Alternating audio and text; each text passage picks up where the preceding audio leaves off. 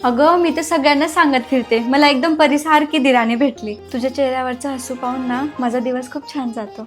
हे बघ, तुला याच्यातली जी साडी आवडेल ती तू घेऊन टाक. पप्पांना ना जास्त गोड चहा नाही लागत, त्याच्यामुळे ना 1 चमचा साखर टाकायची. तू घेशील ना चहा? तू नवीन आहे ना म्हणून तुला वेळ लागेल. हे बघ, मसाले आणि डाळ सर्व इथं ठेवलंय. आधी ना मला जेठानी समजणं सोड, मला बहीण समज, तरच आपली बॉन्डिंग होईल. स्वयंपाकाचं तर अजिबात टेन्शन नाही घ्यायचं, मी आहे ना तुला सर्व भाज्या शिकवायला. हे बघ, मी तुझ्यासाठी ज्यूस केला, चल लवकर पिऊन घे. तू खुश तर आहे ना? तुला जर कोणी काही बोललं तर मला सांग. तू कधीपासून उभीच आहे ना, इथं बस, पाय दुखतील ना तुझे.